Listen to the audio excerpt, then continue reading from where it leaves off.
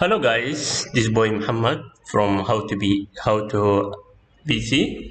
Today I walk you through how to ping any app onto Taskbar. This step is very easy. You go to shares field and type anything. Then type V to Virtual Workstation Pro. Right click on it and you see ping to Taskbar. You will see that will ping here. Let's ping another one. Let's choose another app.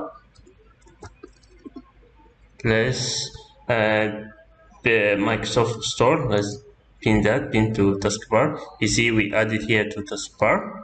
If you need to unpin that, you right click and pin from taskbar. You will see that this disappear.